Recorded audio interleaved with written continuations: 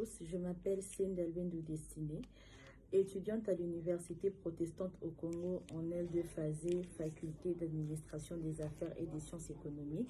Dans le cadre du cours de gestion des ressources humaines, il m'a été demandé de répondre à certaines questions. Première question, qu'est-ce que la gestion des ressources humaines?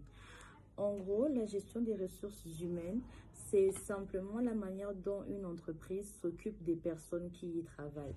Son objectif est de recruter les bonnes personnes, de les accompagner et de les motiver afin de leur permettre de bien faire leur travail et qui va pousser l'entreprise à atteindre ses objectifs. Si on doit résumer la gestion des ressources humaines, on va dire qu'elle consiste à gérer les employés tout au long de leur parcours dans l'entreprise. Il sert à trouver des personnes. Deuxièmement, je vais vous parler du recrutement. Le recrutement consiste à trouver la personne la plus adaptée pour occuper un poste. Avant de recruter, l'entreprise publie une offre d'emploi, reçoit des candidatures, réalise des entretiens et choisit le candidat qui correspond le mieux au poste. Je vais prendre l'exemple de Kin Marché. C'est une grande chaîne de supermarchés ici en RDC. Lorsque un nouveau magasin ouvre dans une commune quelconque de la ville de Kinshasa, par exemple, l'entreprise lance une offre d'emploi afin de recruter les personnes qualifiées à certains postes comme le poste de caissier, des cleaners ou encore de cuisinier. Et c'est un peu ça. Je vais maintenant vous parler des façons de recruter. Alors, il faut savoir que toutes les entreprises ne recrutent pas de la même manière. Certaines entreprises peuvent procéder à des tests de recrutement, des tests écrits ou pratiques afin de recruter du personnel. Et d'autres entreprises recrutent uniquement après plusieurs entretiens d'embauche avec les personnes qui veulent avoir le poste.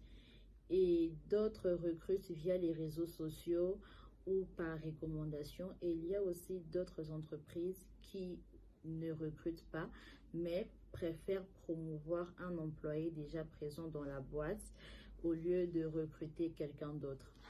Je vais vous parler du point 3 qui est la formation. Alors, la formation est un processus qui permet aux employés à améliorer leurs connaissances et leurs compétences.